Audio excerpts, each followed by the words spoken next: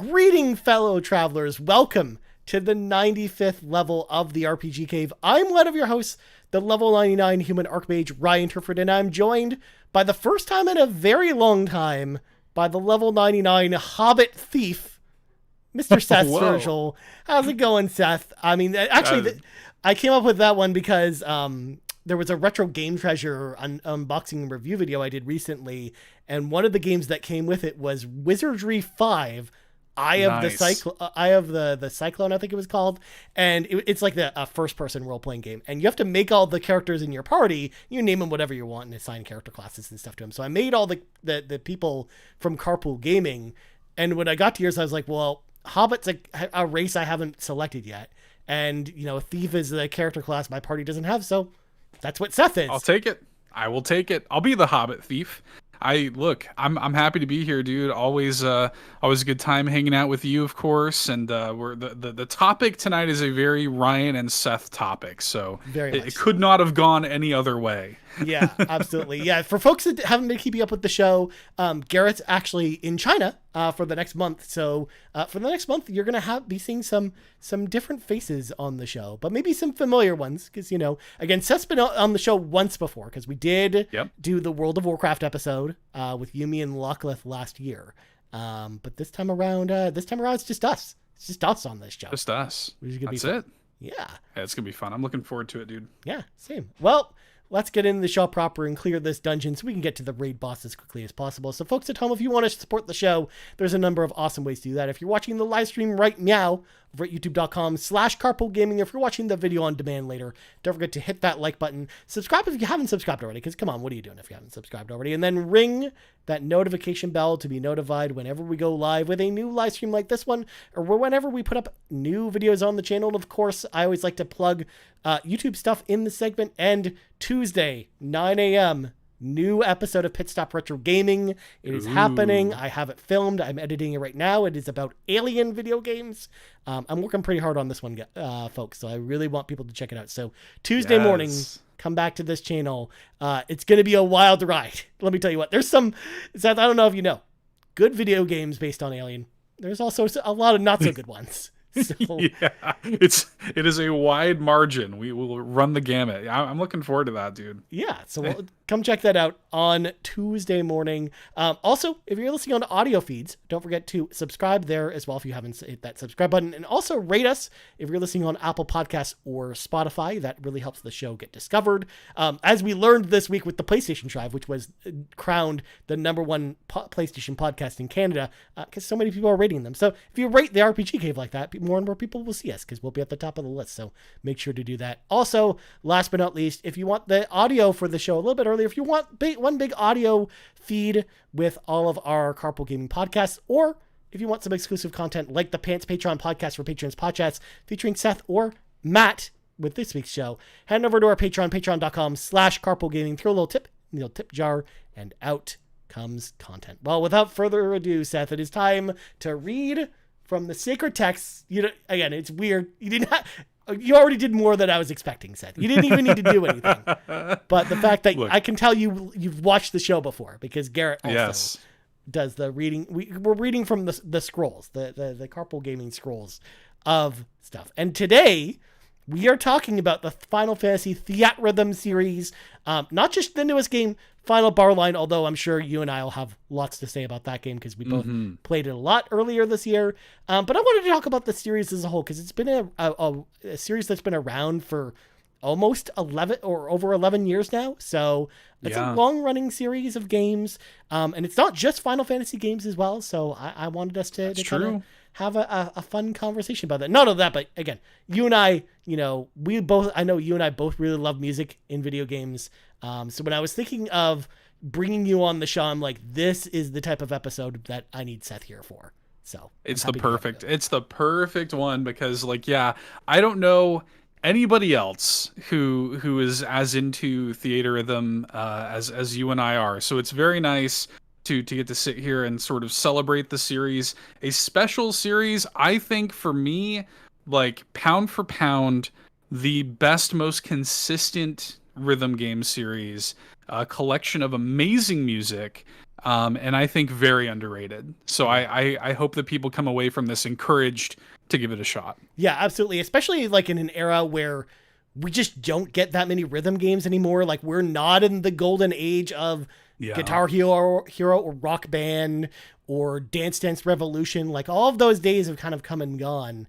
So when we get, a new rhythm game that's like this, that comes around that is at that high quality, like I'm always paying attention to that because I'm always all about that. Like Beat Saber is kind of the other one that's out there at this point, but for the most part, like again, that does not happen very often. So Theatrhythm has always kind of been there. And again, it's a series that I know, just by doing research for this episode, it's a series that just hasn't really sold so well. So yeah, hopefully we do enough tonight to convince people to give it a try, especially when it goes on sale later this year. Cause I imagine, Black Friday time, the newest game will probably be on sale and stuff. But anyways, It is time for the fun facts, Seth, and boy howdy, I got fun facts for you this week. So settle on in because I've got a quite an extensive list here. So first off, there are currently 5 games in the Theatrhythm series when I include Theatrhythm Dragon Quest and Kingdom Hearts Melody of Memory, because even though they're not the Final Fantasy Theatrhythm games, they're still made by the same team and the same, director, and they are basically all structured the same way. And so they kind of fit under the same umbrella. Like they're unofficial Theatrhythm games, but I consider them part of the series anyways. Absolutely. Yeah. And also, fun fact too, I didn't even know Dragon Quest Theatrhythm was a thing until researching this episode because it was a Japan only game. It never came out here. Yeah, I actually didn't get a chance to play it Japan only. I have thought about importing it because, with Theatrhythm's gameplay is so like I feel like I could probably get away with playing that without being able to read the text or whatever. Yeah. If you know the inputs, and you know the music, obviously, I feel like you can probably kind of get away with that. So I was hoping for a long time that they would localize it, but that hasn't happened yet. It would be kind of nice if, especially as we're getting a lot of like Dragon Quest content, it'd be kind of nice if they just sort of like made an ultimate Theatrhythm Dragon Quest thing for Switch, PlayStation, whatever, and just like released an ultimate version of that game, because I think now's the right time for it. We're leading up to Dragon Quest 12 and well, none of that. We just had I think it was the other day, there was a ton of announcements for Dragon Quest because Dragon Quest Anniversary just happened a couple days ago. And not only that, but Theatrhythm doesn't have any songs from Dragon Quest in it. It has, because there are DLC songs that are coming for the game from a bunch of different Square franchises, but no Dragon Quest. So suspiciously no Dragon Quest. Suspiciously no Dragon Quest. So it's weird that they haven't localized this, or they haven't done a new Dragon Quest game in this series yet. It seems weird to me that they wouldn't. Yeah. Especially like that franchise has a ton of music as well. It does. Well, and I'm curious what your take on this is, because, Dragon Quest is obviously massive in Japan. When a new Dragon Quest game comes out, it's like a national holiday in Japan, basically. And I wonder if they were sort of like testing the viability of releasing Theatrhythm, because Theatrhythm, as we touched on, already a bit of a niche franchise. So I wonder if they have done like crunch those numbers and said like, well, I don't know how worth it is for us to release a dedicated Dragon Quest Theatrhythm game in the States. I would be curious about that. I don't know, like, because Dragon Quest 11 did well, and I feel like people, even over here, and I feel like people would resonate. Yeah. So I think it would find an audience. I mean, especially because Dragon Quest has become more popular since it originally came out, because Theatrhythm Dragon Quest came out on 3DS, and it came out, in 2014, I think, or 2015. And again, we've seen the release of Dragon Quest 11 and more Dragon Quest releases here in North America since then. And I think the series has only gotten bigger here. So I do think you're probably right. Like, I think at this point, if they release that game now, I think it would, garner a lot of attention. Although, I mentioned Kingdom Hearts Melody of Memories. Kingdom Hearts is a big franchise here, and that game didn't sell well, despite the fact that I think that game was way better than it had any right. It's really good. Yeah, it's really good, actually. I love, like, Melody of Memory it is the most Kingdom Hearts thing. I'm a huge Kingdom Hearts fan, Ryan. Yeah. Which a lot of people don't know about me. I am begrudgingly a huge Kingdom Hearts fan. I have put in Kingdom Hearts 1 in particular, I maxed out the clock on that game multiple times at 999 hours and, whatever. Um, I love Kingdom Hearts despite everything telling me not to. Mhm. And so Melody of Memory is like, if you're gonna make a Kingdom Hearts rhythm game, it is absolutely canonical because of course it is. This is Kingdom Hearts we're talking about. It is as convoluted as possible, fits as uncomfortably as possible into the lore of Kingdom Hearts, and it's really good. I love the way it is represented visually. I love like kind of actually running along the track and seeing the characters, kind of in 3D models and stuff, the having the enemies you're encountering. Structurally it's really similar to Theatrhythm, but just the way they've presented it, I think is really cool and impressive, and way better than it had any right to be. You can get that game for like $20 all day long. The fact that you say $20, it surprises me because sometimes in Canada, I've seen that game for 12 Canadian dollars before in bargain bins at the Dollarama. Like they made so many copies of that game thinking that it would be a big hit because it is Kingdom Hearts, and it actually I think it surprised them more than it surprised me that it didn't take off. But again, like I feel like, it's such like music games are such a niche genre on its own that even releasing a game in a series as big as Kingdom Hearts and as connected as to the lore as it is, like, there's still a lot of people that wouldn't even give that a chance. Also, I'm also noting as well, anytime I want to talk about Kingdom Hearts on this show, Seth is also the person to call because I don't know anyone else who actually likes Kingdom Hearts, including myself. I'm actually not a Kingdom Hearts fan. So I know who to talk to about doing maybe a Kingdom Hearts episode in the future. But also, I actually, even though I don't like Kingdom Hearts, I also really like Melody of Memory a lot. Like I thought the music gameplay was super fun, and I really like the music in Kingdom Hearts, despite the fact that I don't like the story. But you can't deny that music. But one of the things I liked about that game is it presented the Kingdom Hearts story in a cohesive manner where like you could actually understand the story. So it was like someone like me who like didn't play all the games, like I feel like I'm caught up a little bit, so that if Kingdom Hearts 4 ever comes out, because they announced it, but if it ever comes out, like maybe I could actually understand what's going on with that game. But we'll see. Yeah, I've played them all and I still don't fully understand what's going on. So, but I mean, the Melody Memory is really good. The music of, I think even if you look at Kingdom Hearts as being like whatever convoluted trash, and it absolutely is. The music cannot be denied. Yoko Shimomura's score of that entire series is phenomenal. Like some of the best in video games. Yeah, for sure. So. All right. Segueing back onto fun facts, of course. Theatrhythm Final Fantasy originally launched on the 3DS on February 16th, 2012 in Japan, releasing later that year in North America on July 3rd, with an iOS version launching later that December. That iOS version, by the way, was real rough. That was not a good way. Never played it. It wasn't good. That game. It was rough, Seth. It was like because like you would think that a version of Theatrhythm would work really well on a touch only device like an iPhone, but the swipes, like swiping up or swiping down, just did not read half the time because of the way the iPhone screen was back then. Like I'm sure if they did that now, it would actually be a lot better with the way that touchscreens have sort of evolved since then. But back then, it just didn't really, the tactile movement that you needed to, do the up swipes or the horizontal, like the 90-degree swipes as an example, it just didn't read it as the right thing half the time. So you ended up failing songs despite the fact that you knew you were doing the correct actions, which is too bad. Unfortunate. Oh, also, it's a free-to-play title, and you had to buy every single song. What? Yeah. Oh no. Yeah. Oh no. Yeah, exactly. Because again, it was a phone game, so a lot of phone games are structured that way. So yeah, the Theatrhythm series as a whole was the brainchild of Square Enix producer Ichiro Hazama, who pitched the idea after his work on Final Fantasy VII Advent Children back in 2005. In a recent interview, Hazama-san mentioned that for the longest time, he really wanted to see a game from Square involve all the Final Fantasy characters in one game.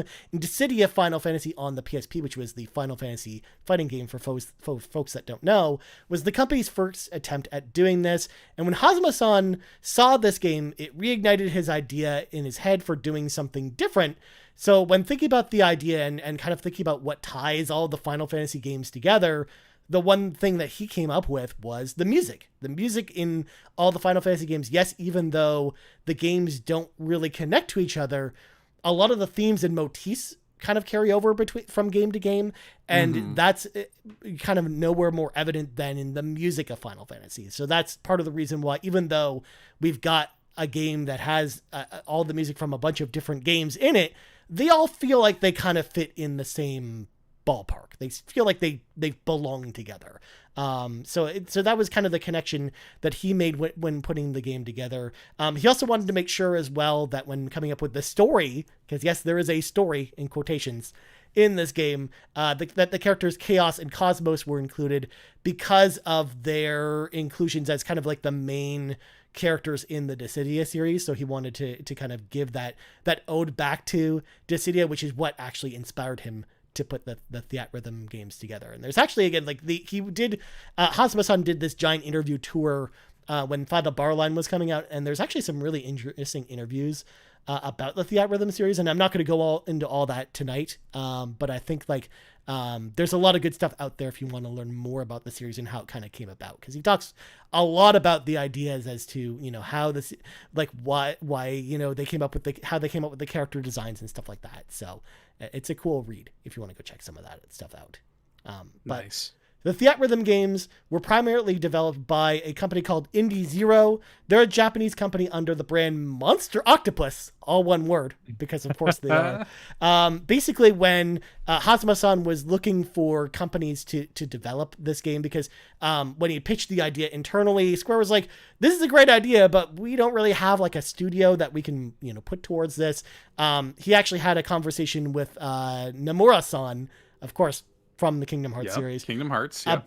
About where he should, take this idea. And it was Nomura-san who actually recommended Monster Octopus for him to work with to actually develop this particular game and series. And for folks that don't know, Indie Zero, they're kind of like a support studio and they work with a lot of Japanese developers, but games that you would know them for besides the Theatrhythm games are Electroplankton on the Nintendo DS and hell yeah, the NES remix titles. So they actually worked with Nintendo on all the NES remix titles. So NES Remix 1 and 2, and as well as the DS or 3DS port of it. Yeah.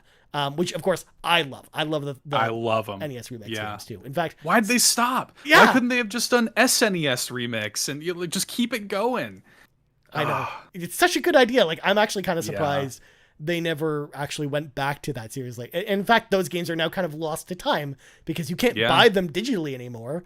And there's you have the physical copy of the 3DS version, but you can't buy them on Wii U anymore. So there's a physical for the first Wii U. I think I have it on the shelf behind me.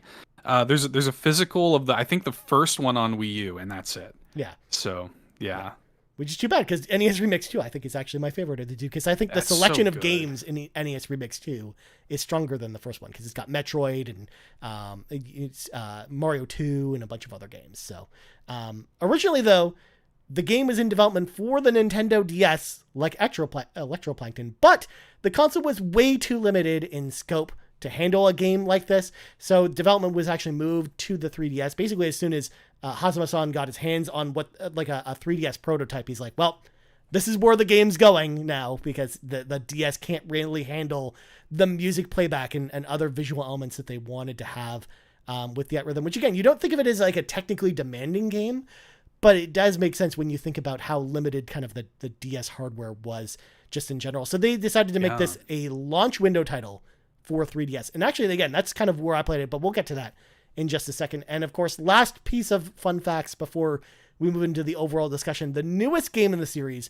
Theatrhythm Final Bar Line, which released earlier this year, was specifically designed to be the final game in the series, and likely if any other Theatrhythm games were to be developed or released, they'd be based on other franchises. Like Hazuma-san basically was given one last opportunity to try and, make a new Theatrhythm game to celebrate, the anniversary of Final Fantasy this year. So he just pulled out all the stops with this one and tried to get get as much stuff in it as possible, because he knew he'd probably never get another chance like that again. That's why, like he said in interviews, like that's the reason it's named Final Bar Line, because it's meant to be the final game in the series. And unless, of course, like I said, they tackle another franchise, maybe Dragon Quest at some point. But I hope so. I hope so too. I hope it's not the last one anyways, because again, I think we need more games like this. But that is it. Fun fact, Seth. What do you think about I love the development of the series and the history? So I really, it doesn't surprise me to hear that they had to move from DS to 3DS, because the DS, even when you look at some of the rhythm games we did have, like Elite Beat Agents, or even something like Guitar Hero World Tour, or On Tour, maybe it was called. It was On Tour, but you had like the guitar accessory that you plugged into the Game Boy Advance slot, which you couldn't play it on a DSi because you didn't have the Game Boy Advance slot on it. Yeah, this is very good. And then they did Rock Band Unplugged, I think. That was for which was on PSP. there. I think I have it. There's one, I have it on my shelf behind. It'll show and tell, Ryan. We got Rock Band.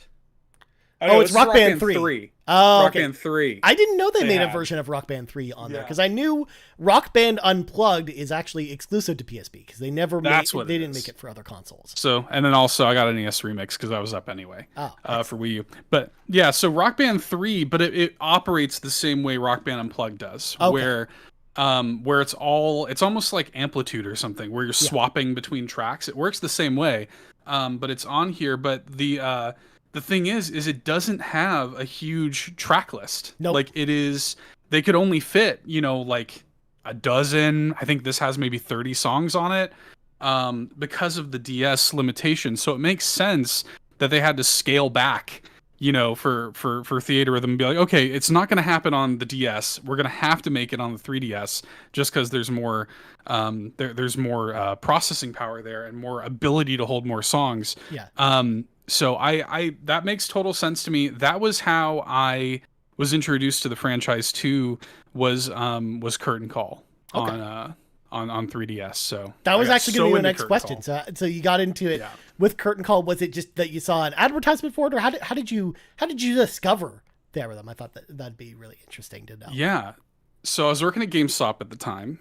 And I've always been really into rhythm games. I love rhythm games. I've always loved these sort of like left of center rhythm games. Like one of my favorite games is like Guitar-Man on PS2. These just sort of like just a little off kilter. I mentioned Elite Beat Agents earlier. Like I love rhythm games that kind of do something new with the formula. And I've always loved Final Fantasy music as well. I'm a huge video game music fan, and Final Fantasy was definitely the series that like made me aware of video game music. I remember like Final Fantasy VI specifically was when I watched the credits of that game as a youngin', and I was like, who did the music of this game?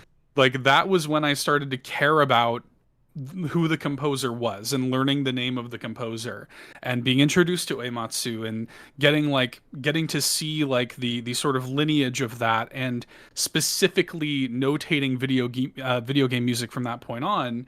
And my favorite video game soundtrack of all time, this is not a hot take, but Chrono Trigger is my favorite video game soundtrack, and Yasunori Mitsuda is my favorite composer. And so that was, but Final Fantasy music was what oriented me as a lifelong fan of video game music. So when Curtain Call came out, and this was sort of, Curtain Call is almost like an ultimate version or something on 3DS. And that was when I was like, okay, let me give this a shot and see how well this holds up. And I got sucked. I think with the exception of Animal Crossing New Horizons, I think Curtain Call is my second most played 3DS game. I put like 200 hours into it. Like, I love that game. I bought every song they released for it. Yep. I just got absolutely addicted. I think we had, like I said, I was working at GameStop at the time, and I think we had an ad on the TV at GameStop for it. And I think that was how I was kind of turned on to it, and just got totally sucked in. You know, the 3DS has some other really good. Shout out to Rhythm Thief and the Emperor's Treasure on 3DS, Nice. another great 3DS rhythm game. Yeah, there's some good stuff on there. Also, shout out to Michael Jackson The Experience. Oh my god. On DS and 3DS, which is just literally the gameplay of Elite Beat Agents, like literally the exact same gameplay, but with Michael Jackson music. You know what the best part about that is, Seth? Because I don't know how many other platforms you played it on. That's honestly probably the best platform for that game. It is. Like 1000%. either that or the PSP, because the PSP one is also pretty good too. But I think it actually had more songs because of you fit more songs on the PSP, because the console versions were all about using motion controls, and the motion controls for that game were terrible, which is one of the reasons it got terrible reviews. So it's just one of those other instances where the portable version somehow is the best one. We saw that a lot actually in the Game Boy Advance era, when there was like really bad licensed games that would come to consoles that would be rushed for the movie, but the Game Boy Advance version was always the best because it was like a 2D, action platformer in most cases, like Spider-Man 2, for example. Like Spider-Man 2 on the Game Boy Advance is amazing, despite the fact that the console version is just okay.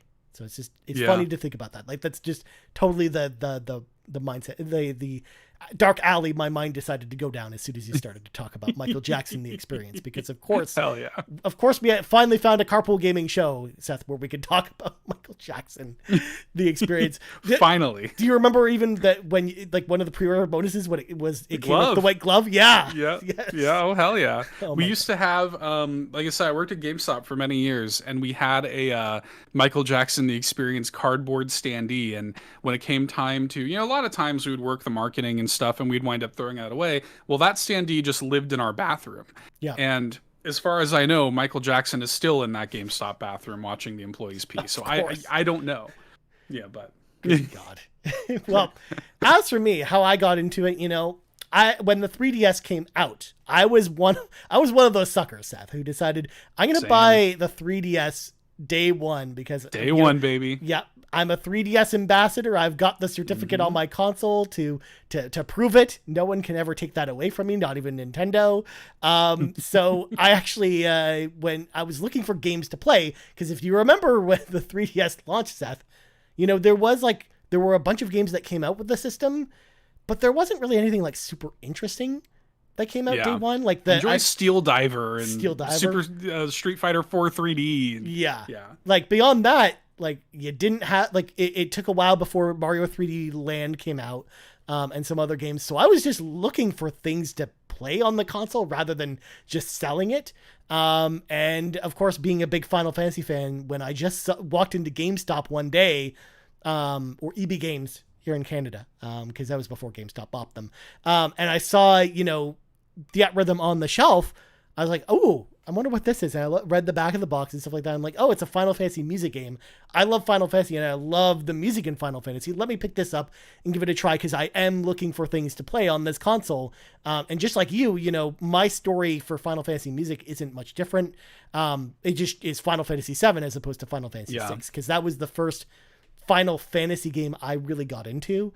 But for the same reason, like after I played through that game, I wanted to know everything about the music from that game because I loved it so much.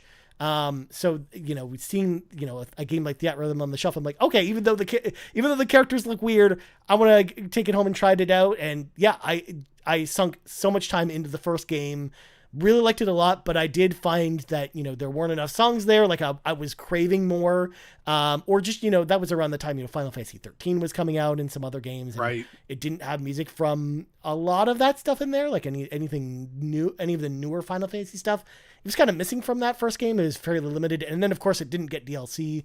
So we didn't get, add-on songs for it. So when Curtain Call came out, like when I started hearing about that game, like reading about it on IGN and other websites, I was like following the preview coverage as we kept hearing about it. And, like every time there was a new article or piece of information that came out about Curtain Call, like I was like right there, looking about it. Cause I was like, I can't remember the last game I really followed like that. The closest I would say is like, Alien Isolation. I was like that too, where anytime like any video or any piece of information about Alien Isolation was posted anywhere, like I needed to know about it. And I kind of felt that way about in Curtain Call as well, where it's like, I was like obsessed with it. And then when the game came out, just like you, I spent like 200 to 300 hours with it. I got all the DLC. I couldn't put it down. It was part of my like morning commute every single day to and from work. It was what I played on my lunch break at work. I would play it so often at home. It was kind of ridiculous. Like Curtain Call was the game, man. It was the game that really, dude. Sucked me in, because there was so much content in that game to go through already. And then you had the DLC on top of it. And then I loved all the different modes you had in Curtain Call as well. Me too. Because it wasn't just playing the songs individually. There's a bunch of, adventure modes and stuff like that you can go Quest on. medleys. Yes. Yeah. Or even like good. That's probably my biggest complaint with Final Bar Line, as much as I love it. And I love, because I'm exactly the same as you. Like, I love having Theatrhythm as part of like my like gaming diet. Like Theatrhythm is a great like appetizer, right? Like I can kind of wake up, turn my brain on with a little bit of Theatrhythm or whatever. And I did that for a long time with 3DS, and now Final Bar Line has kind of occupied that space. But my only like major complaint with Final Bar Line is that I just want more. Like I would love if Final Bar Line had quest medleys. They have kind of a facsimile of it with endless mode, but like I loved quest medleys in Curtain Call. The way they made like an honest to goodness, like it really does feel like a proper RPG.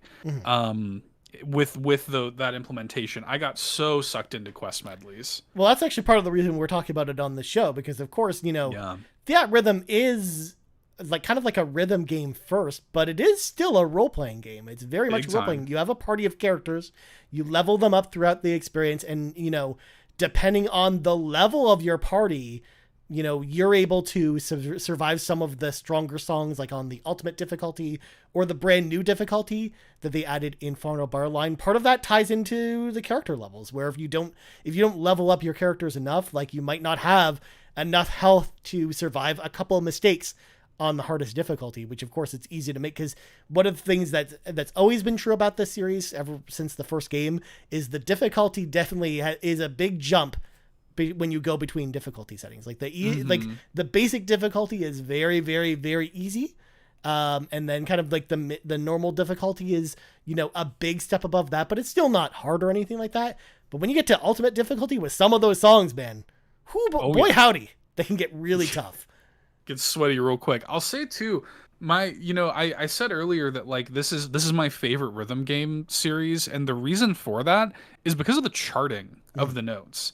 Like, people who don't play a lot of rhythm games probably don't understand how important that is, but like it needs to feel right. It's one thing to have the music playing and to hit a note at a certain point on beat or whatever, but even playing something like a Guitar Hero or whatever, if you're playing on easy, like it can be kind of boring. It can just be like a boop, like okay, cool, like I hit that note, boop. It's not really matching to the music. Theatrhythm does an excellent job, and it's always done an excellent job of this, of charting the notes regardless of the difficulty you're playing on, charting the notes in a way that feels satisfying, and it makes it feel like you still feel good playing even on the easier difficulties. If you're starting out with Theatrhythm and you feel intimidated, you're not having to play on like baby mode. Like you feel it still is charted well and feels great, especially on 3DS. Like I loved playing it with touch controls on 3DS. Like I felt like I had the conductor's like baton, and I was just kind of swiping, because that's what it's trying to make you feel like. It's trying to make you feel like the conductor of the song. You're not a member of the band in this game. You're the conductor conducting the song. Right.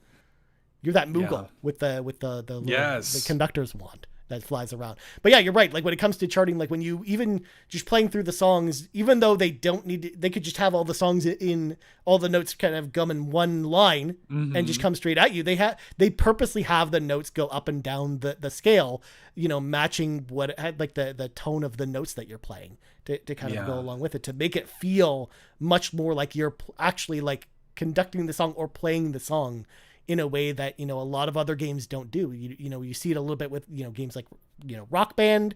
But you don't really see that in a lot of other rhythm games, where a lot of times it is just the one line. They just put all the notes on one line, and it doesn't really feel like you're actually playing music. You're just tapping along with the beat. Like you're basically the metronome then at that point. Yeah, it just like so much of rhythm games is about that flow state, like getting into that flow and that feel.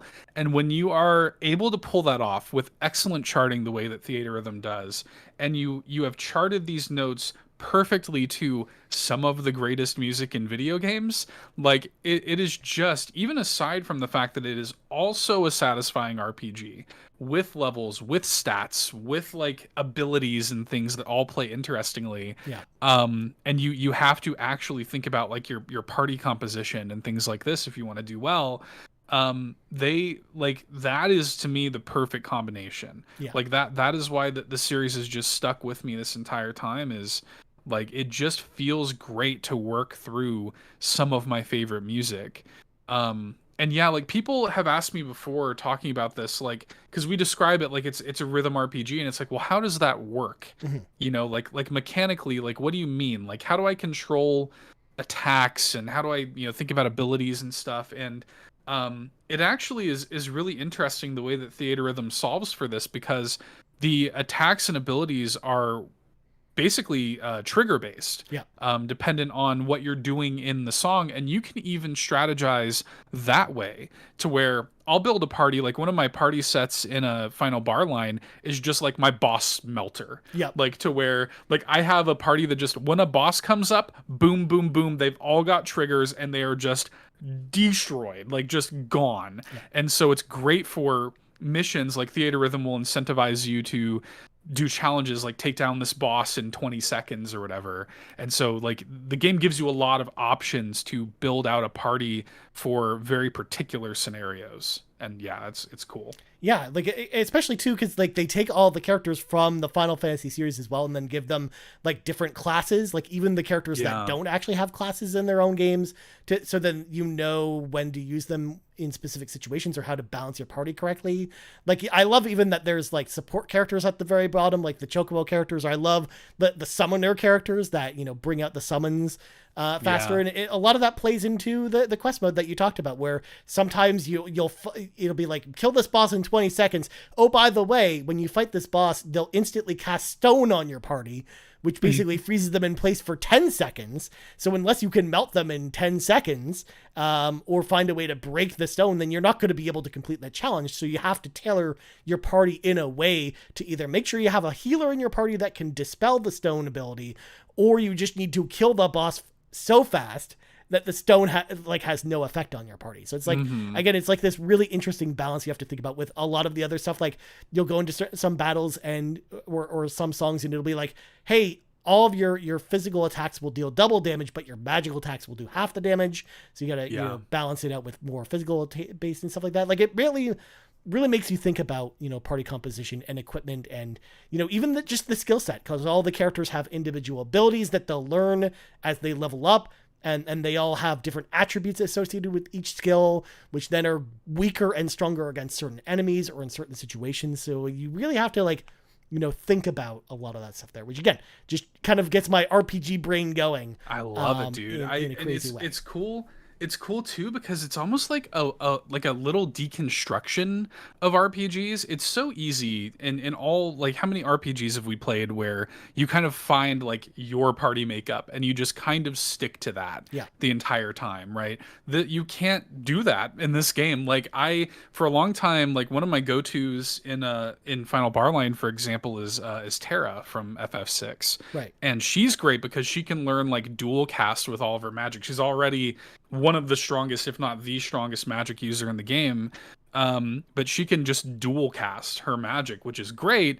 But to your point, like that's not going to help you at all if you are up against, a song or a quest or whatever where magic does half damage. Yeah. It all of a sudden doesn't make sense. Or even if her magic has like certain elemental attributes, and the enemy itself is resistant to those.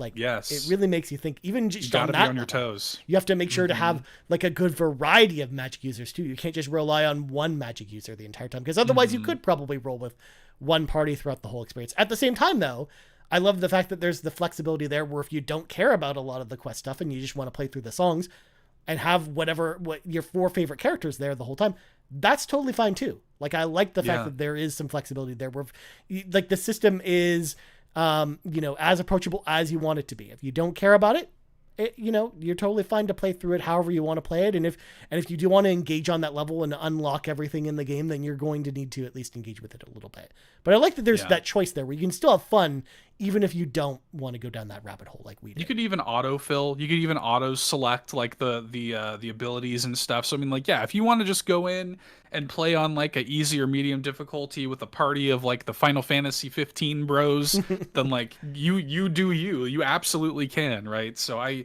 really like that, and I like that there's like a good curve of like encouragement to, I'm not somebody, I don't typically get like as into rhythm games as I get into Theatrhythm. Typically I'll play them for a while and I'll kind of, get what I want out of them and drop them. But like I said, Theatrhythm like works its way sort of into my gaming diet, and it makes me like want to get better at it to the point where I could start playing like when I first started playing Curtain Call, and I'm kind of just doing like easy difficulties, and I'm not super, kind of what we're talking about, I'm playing it a lot more casually, and I'm not super engaged with the party mechanics.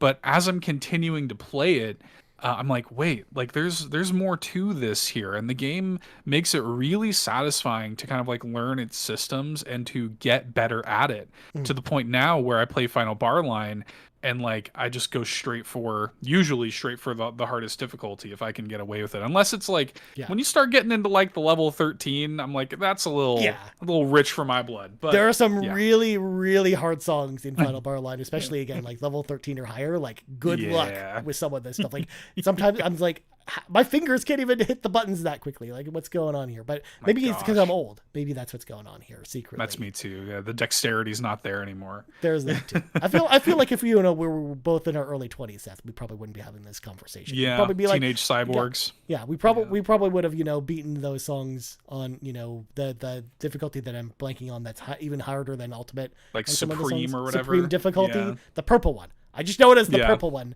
And I'm like, I don't want to ever usually engage with the purple one if I don't have to. But Seth, I got to ask you about this, because I'm curious what your thoughts are about this subject. The multiplayer, because there's multiplayer in this game.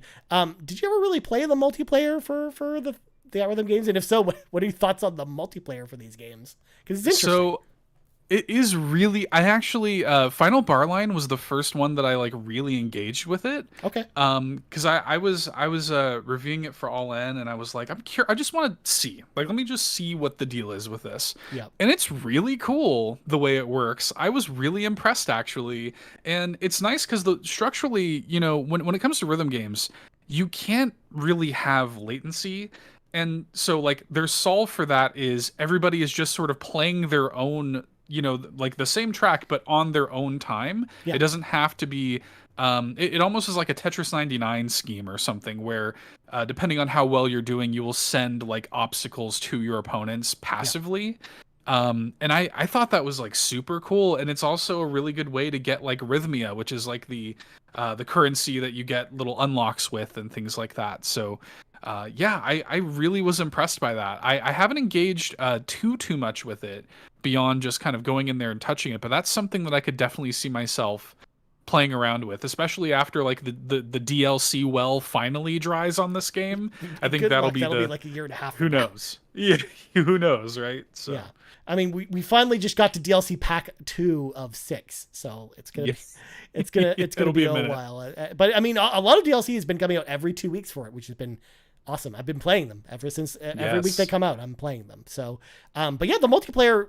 First of all, just so you know, because there was the same multiplayer actually in Curtain Call, and they didn't really change it that much. It's basically just the same multiplayer that is existed in Curtain Call as well, where you have 2 different modes. One of the modes is, as you talked about, Seth, where you send like kind of like passive, buffs or debuffs to the other players, or you can just play a mode where you just all play the song at the same time, and whoever gets it closest with all the criticals and stuff is the winner. So you kind of have like two different versions of it, which is just fun. Like I actually spent a lot of time also with Final Bar Line playing the multiplayer, not because I was reviewing it. I just wanted to try it out. And as soon as I started trying it, I was having a lot of fun with it. So I just kept playing it and just meeting up with random people online and just playing, Final Bar Line with them, like jamming out to Final Fantasy 14 music and stuff like that. Yes. I found that it's just like a super chill experience as well, where I don't feel the need to, like, even if I don't come in first place, number one, you still get rewarded even if you come in last. And I just feel like it's not like super competitive. You just have fun with it and, hang like, yeah, I don't know, just hop in a room and sometimes you get people on voice chat and you'll play together. So yeah, I just have like a very chill time with the multiplayer, and I'm always curious to know what people think about the multiplayer in this game, because some people don't like the overly talking Moogle that you get in the mode where you're sending stuff back and forth as well. It's like, oh no, Kupo, I got watch out, Kupo. Yes, exactly. Yeah, for sure. But I'll say when you're saying that, I was thinking about another thing that I really like about this series is, I haven't played every Final Fantasy game. I've played a lot of them, but I haven't played all of them. And what's nice about this series is it allows me to engage with those games that I haven't played via their music. Like even playing, like, I've never played Final Fantasy 4 or 5, but man, their music is great. Like I was like really impressed going back to those soundtracks with Final Bar Line. I was like, good God, like these soundtracks are bangers, man. They're really great. Yep. And it actually it makes me want to pick up the Pixel remasters and play them properly just to hear the music. So it's really good from that perspective too. You can actually kind of get like a feeling of the vibes of the games and maybe get a sense for if you want to play the full versions or not, just by going through their chains on Theatrhythm. Yeah, like actually, I had something similar not happening with this, but with the Persona Dancing in Moonlight and Dancing All Night collections, where I hadn't played Persona 3 before, and it was because I played Persona 3 Dancing in Moonlight that really inspired me to go back and play that game, because the music in Persona 3 is so good that I was like, oh, well, I need to play it because I need to see this in context. And while that hasn't really happened for me with Final Bar Line, part of that is just because I have played all the Final Fantasy games pretty much at this point. So I kind of have a sense as to where all those songs belong, but there's also like mobile games, the music from some of the mobile games in here that I haven't played. Like I haven't played Mobius Final Fantasy, but like the music in that game is really good. And it's in this game and I really enjoyed playing through it. Or Final Fantasy Record Keeper and stuff like that. Like, yes. Like a lot of those games are phone games that I know I'll never touch, but it was cool to actually get a chance to play through that music and get to see like, some of the better aspects, I think, of those games, in a way. Or even just going back and, not necessarily wanting to replay something like Lightning Returns, but, playing through the music and getting kind of the general vibe of, returning to that game without having to actually go and replay it again, is always a nice thing as well. Because, I really like the music from, like, despite all the bad things that people have to say about the 13 trilogy, I love the music from the 13 trilogy. I think it's actually one of the strongest modern Final Fantasy when it comes to music anyways. So I love playing through the music in Theatrhythm for those games, despite the fact that people don't really like those games very much. I like them, I think, a little bit more than other people do, but that's why I'm with 10. I feel that way about 10. Yeah, I love 10. It's I my hate favorite. 10, but I also like the music in 10. It's just, yeah. That's another thing that annoyed me about Final Bar Line. Final Fantasy X was done really dirty in Final Bar Line, because not only is the theme of the game, Xanarkin, locked behind the deluxe edition of the game, so like that sucked, but like Besaid is one of my favorite pieces of video game music ever, and it's not in there. Yep. I'm like, what are you doing? It was in Curtain Call, and I was very surprised. 10 got done dirty in this one, but other than that, well, I mean, at least they made room for more 10-2 songs because of that. That's true. Because I think they did a better job with the spin-off games in Final Bar Line, because a lot of those games had one or two songs in Curtain Call, whereas they really fleshed them out in this. Like there were so many songs from Final Fantasy 13-2, or Dissidia in this one that just weren't in the last game. So I liked the idea that they fleshed those games out and gave them the proper, or even something like Final Fantasy Tactics, which I think had like only a couple songs in Curtain Call, but in this one there's like 10 songs from Final Fantasy Tactics, and that's a game that has a really good soundtrack. So I think there was like a balance there that they hit on. But you're right, like Xanarkand is a song that probably should have been in the normal That should version. just be in the base game. Yeah. That just needs to be. I mean, that's the theme of the game. Like, come on. Well, it's true, but we had to make room for Final Fantasy VII remake music, because thank God we finally got a game with that music in it, rather than just rather than just tapping my foot and tapping on my desk while listening to that music, because that music is awesome. It's fantastic. Yeah. Oh my God, good times. But yeah, these games also have lots of DLC and to kind of help celebrate other Square Enix franchises as well. And I'm actually going to bring in Nagachaka, who actually asked the question, what are your favorite songs from Theatrhythm series, and why is it the songs from the Nier series? Because yes, we got the songs from the Nier series. So before we get to the favorite songs, because I think we'll answer that kind of next. Again, I love the idea of them kind of using this as a celebration of other, Square Enix franchises, like the Chrono series, like the Mana series, like Octopath Traveler now is getting DLC coming up, and Live Alive, like getting to have, all those games celebrated in this, like, almost makes me wish, like, at some point, like, my dream thing would be, if they're not going to do a Theatrhythm Final Fantasy next, I would just love to see, like, a Square Enix anniversary, like, celebration game that has some songs from Final Fantasy in it, but is mostly songs from all the Square Enix franchises, not just Final Fantasy. Yeah. Well, it's almost like you get a little bit of that with this DLC. You get, like, The World Ends With You and Neo The World Ends With You DLC. You get your Chrono, you get your Nier. And one thing that I like that they do too, they try their best anyway. It doesn't always go this way, but there are certain things, like in the Nier music in the DLC in a Final Bar Line, when you have the amusement park music, it has the fireworks and stuff going off in the background. They've kind of captured the vibe, of that moment in the game. I don't think they have the bandwidth to make, like, everything with a custom background. It'd be great if they did, but they don't have the bandwidth to do that. But it's still really well represented, and it's so cool to have this stuff in here. And I would love to see the Theatrhythm treatment done to a million different franchises. I'm like, give me Theatrhythm Zelda, give me Theatrhythm Kirby or Pokemon, so. I mean, I'd be there day one if they ever did Theatrhythm Metroid. Oh my God. That would be so amazing. But yeah, because you're right. There are so many series like this that really deserve a game like this, where it's not just it's more than just Persona and Final Fantasy that need this treatment, which is, kind of where we're at this point. Because again, we get rhythm games, but they're not usually based off game music. They're usually based off other licensed music. So it's like, it's really cool to actually have one really good series that's, based off game music, because game music should be celebrated more, I think. Like, what if Capcom just released a Theatrhythm of a bunch of their different series with music from, like, the Resident Evil games, Devil May Cry, and a bunch of different stuff. Like that would be super cool. I would be there day one to get something like, or even just Theatrhythm Mega Man. Just give me Theatrhythm Mega Man. Dude, yes. Yeah, I mean, like there are so many franchises that this formula should apply to, and it also, I think, like, it is such a great celebration of Final Fantasy in general. Like, it really was the perfect thing to release on this big anniversary. Like,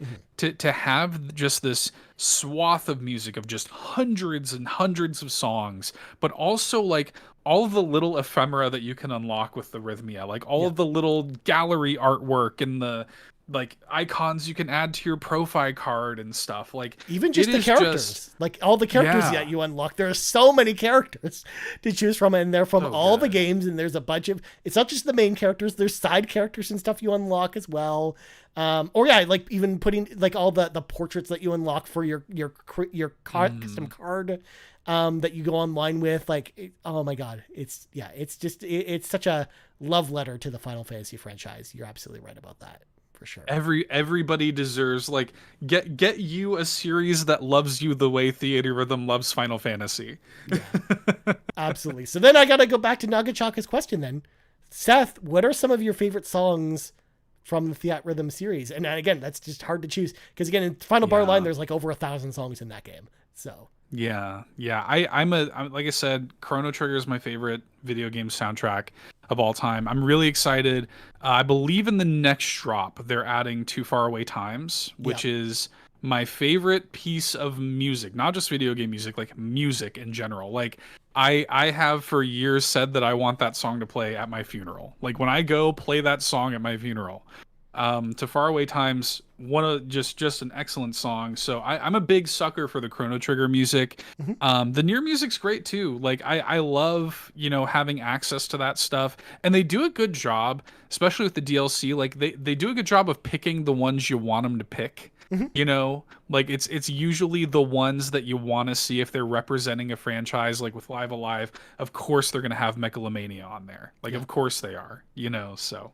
Yeah, it makes sense. Yeah, for me, like, as far as the non-Final Fantasy music, I'm kind of in the same camp. In fact, although I will say I'm definitely I have more of a soft spot for Chrono Cross versus Chrono Trigger, especially when it comes to the music side, because I love that soundtrack for Chrono Cross. Like and the fact that the next pack has Time Scar, the opening cinematic song. Yes. One of my personal favorite, Square Enix excellent song pieces of music. I love that. I'm so excited. But even like, having the Radical Dreamers song come in from the last Chrono Trigger pack, like that song just it plays during the credits of Chrono Cross, and it's kind of like almost like a bittersweet kind of ending.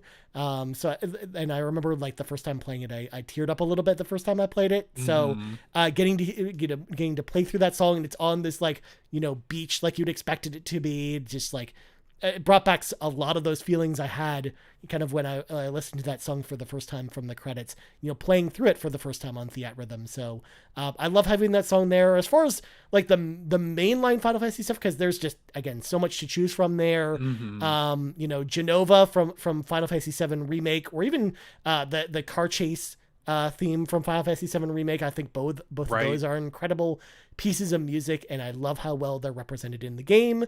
To even stuff like some of the opening theme, Crimson Blitz from Lightning Returns Final Fantasy 13, I really enjoy. And of course, just I'm a sucker for anything Final Fantasy 14. So like Primal Judgment, the Ifrit theme, or the Ultima theme from the Ultima boss fight, where you're fighting kind of like the big boss from A Realm Reborn, to the kind of the main theme song, the Shadowbringers theme song from Final Fantasy 14. Like, dude, there's so much to choose from. Like, it's so hard to pick a favorite. It's so hard. You like I look at like Final Fantasy X alone. It's got like the Spira Unplugged, or like Thunder Plains. Like these are like some of the best music of all time collected in this game. Like it is so hard. Even like I was doing when Final Fantasy IX is a game that I have a soft spot for. And that song, I think it's called Over the Hill, and for Final Fantasy IX, it just like that just gets me in the feels every time. And it really speaks to the power that video game music has to like put us in that place and time. When I hear, the opera house music, from like it puts me back in that place when I was kind of just being like totally gobsmacked by that music as a kid, and especially with those. They also do a really good job of I forget what they call it in the game, but the ones where it plays like the movie behind it. I know what you're referring to. I don't remember what it's called, but yeah, I don't remember what it's called. But yeah, is it? Yeah, it's one of the main sequences.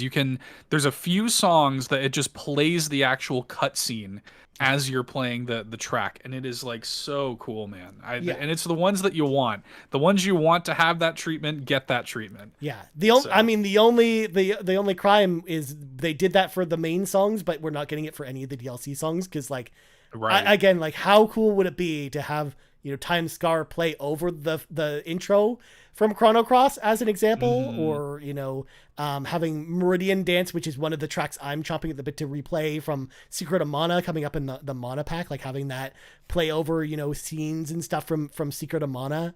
Like that's only one of the downsides to having the DLC is I wish they did more of that kind of thing with it. But I love all the ones that you get in the base game. You're right, it is all the songs you would kind of want for this. Although I will say the Final Fantasy VII Remake one, I don't know if I like that one as much as a lot of the other songs that you get from it. But Yeah. even getting the song from Crisis Core, which of course just it gets me in the feels every time I hear that song, The Price of Freedom, which is of course the song you hear at the end of the game, like playing over the credits after all the things happen in Crisis Core that I won't get into here for spoiler reasons. It's just seeing that cinematic kind of puts you back there. Although I will say, anyone who's playing these games now for the first time, but that hasn't played some of these games, one of the things I didn't like what they did in Final Bar Line is with these video sequences, they put the ending cinematics in there, which is good for people like us who have played the games. But it spoils the ending for anyone who hasn't played some of these games. True. Before. Like, it spoils the ending for Crisis Core, which, again, hits me in the feels as someone who's played that game. But if you haven't played it, it's like, well, I know how that ends now. I don't know that. So another thing that's nice about Final Bar Line in particular, and I think it was the same in Curtain Call, but there are a lot of accessibility options. So one thing that's nice is you can go in and you can like trigger like if it plays like the sort of over the top animations or not. If it plays like there are people who suffer from like epilepsy and things and can't handle like the flashing lights. You can turn a lot of that stuff off. A lot of the sort of fluffy animations. You can make it a pretty like rote visual presentation if you want to. So I don't know if there's a way to disable the backing video or not on those tracks, but there is not. So, I looked it up. There is no way to do that. But again, it also wasn't a problem in Curtain Call because again, like those cinematics in Curtain Call didn't have that. It was just the opening cinematic, or in some of the cases where the games didn't have cinematics, like the video that they did for Final Fantasy 1, it's just a bunch of random parts of the game and they just kind of call it a day. Which is too bad because again, like I don't like they kind of spoil the game like that for people who haven't played it before. Yeah, it's unfortunate. Yeah. Because we got this question from Garrett Bland Explosion, of course, new to the show. Do I need to play all the games the songs are based on? If so, I'll need to start the marathon right now. So first off, Garrett, I don't actually think you need to have played any of these songs or any of these games in order to actually have like a good time with this game. Because to our point earlier, this game just has really fantastic music, regardless of if you've played the games before. And you might actually get inspired to play some of these games if you haven't played them before. Like Seth, like with Final Fantasy 4 and 5, it didn't detract probably from your enjoyment of playing those songs because you haven't played them, right? No, not at all. It is like good music is just good music. Like regardless of if you know the context, and like a good well-made rhythm game is just a good well-made rhythm game, So like the nice thing is that like Theatrhythm doesn't have to rest on just being fan service. Yeah. Like it is an excellent celebration and it is an excellent piece of fan service, but it's not just that. It's also an excellent rhythm game. It's also an excellent RPG, and it also is just excellent, an excellent collection of excellent music. So I think that I would recommend this even to people who have never cared about Final Fantasy before, and you just like a really good rhythm game. Like I would still recommend it to you because it still does a really good job of that. And yeah, retroactively, it might make you interested in playing the games that you really vibe with the music for. Yeah, absolutely. Like I think it can help inspire you to go play those games. And if not, I still think you've got a really good, really solid rhythm game here. And definitely like, when this came out, like it was one of the best reviewed games of the year. And there's there's definitely a reason behind that. Like it's not just because it's a celebration of Final Fantasy. It's just a really fantastic game with Final Bar Line here in particular. Also, I just want to throw this into the ether. Square Enix, Ryan Turford here. Hello. I've been a fan of your games for a long time. Anytime you want to put out Endwalker music in this game, I'll be here. I'll go buy it. Please, please, please. I know Endwalker came out around the time this game is coming out. Please, for the love of God, put Endwalker music in this game. That music is so good. Just keep adding DLC, honestly. Yeah. Just keep it going. They can be like Rock Band 4, which is still putting out DLC today, which is just funny to think about because people can't even really buy that game anymore.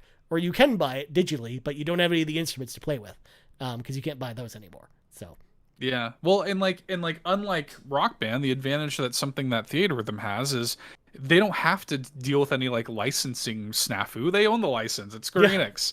So just like throw all that stuff on there for all I care. Like just make it a platform. I will keep buying it. I promise. Well, technically, there is a couple licensing snafus they had to do. There's that song from Final Fantasy VII Remake that they did the music video to. That's a licensed song, and one of the things that you'll get copyright strikes on your channel if you decide to actually use that on YouTube because of the band itself will copyright strike you. Because it's a song that was licensed out for the game that's not actually owned by Square Enix. So there are a couple instances of those that are in this game where like they license a track from like a popular Japanese artist for the game. So there is some copyright there, but you're right, Seth. For the most part, very little. Very little. They could release DLC forever for this game at this point, because and who's to stop them? No one can pay stop for them. it. Yeah, we'll pay for it. Please, Square Enix. Well, anyways, I think it's time to move to final thoughts. So, Seth, is there anything with Theatrhythm that we didn't go over today that you wanted to touch on before we walk out the door? No. I think it is a truly special series, and I hope that people feel encouraged to give it a shot. If you like rhythm games, if you like RPGs, especially if you like Final Fantasy, it is a no-brainer. I really do think that. And I mean, even if like you wishlist it, get it on a sale or something like that, it has just been a very important franchise to me. And like I said, I love having this thing that I can just sort of come back to whenever I'm feeling nostalgic, whenever I want to, again, sort of wake my brain up. I hope they just continue adding to Final Bar Line. If it is going to be the last one in the Final Fantasy series, that's okay. Just keep adding to it. I want to see like a Dragon Quest, Theatrhythm thing for modern platforms. I just hope that Theatrhythm as a concept and the execution of that concept is excellent, and I want to see it continue on. If it's a general Square Enix thing, if it is from franchise to franchise, just more of it, please. Because at this point, I kind of agree with Hazama-san in the sense that I don't think they could do a better Final Fantasy Theatrhythm at this point. I think you've reached the peak of what that could possibly be with this one. But I do think that the Theatrhythm as a concept should continue, and they should do more with this idea of doing rhythm games, whether it is going back to Kingdom Hearts and giving us another, like a Melody of Memory 2, or, moving on to a different franchise, or even just doing a Square Enix collective one. Like, I just hope that, the future of this series continues, even outside of Final Fantasy at this point. But, because this game is fantastic. It's honestly, by the time this year's over, I would be very surprised if this isn't kind of in my personal top 5 for the I think so for me too. Yeah. Something would have to come out of nowhere to probably do that. It's a strong year though, Ryan. There are a lot of great games coming, but this one is special. Like it deserves to be in the conversation. Yeah. So y'all should make sure to check it out. Even if you get it on sale, I think it's also a worthy pickup. But anyway, Seth, I think that's going to do it for this afternoon's show. I usually say it's ingrained in my brain to say tonight's show. Tonight. It's not. It's not the evening. It's like 2 p.m. Eastern Daylight Time. So before we go, Seth, first of all, thanks again for filling in for Garrett this week. I appreciate you coming on the show. And where can people find you on the internet? You can find me on Twitter, twitter.com/$2hero. You can find me on the Nintendo Drive here on Carpool Gaming that I do with Sean and Lachlan, and have a great time just talking about whatever Nintendo nonsense we talk about on that show. Very nice. Also, I just want to point out before I go to my outro, just as a quick note to anyone who's listening or watching, the schedule with Garrett being away is going to be a little all over the place for the next couple weeks, especially with Summer Game Fest come up, because next week's episode will be our RPG predictions for Summer Game Fest and the Xbox Game Showcase.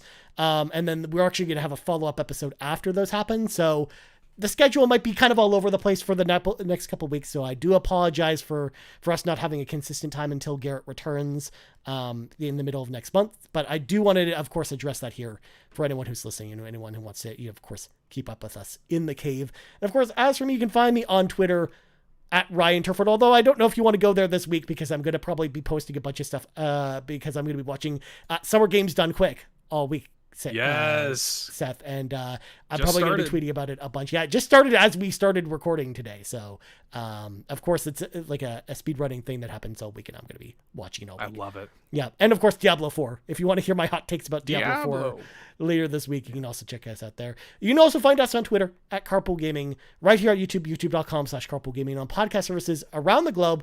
So for Seth Sturgill, I'm Ryan Turford. This has been the 95th level of the RPG Cave. Only 4 more levels until we're level 99, baby. And we're out.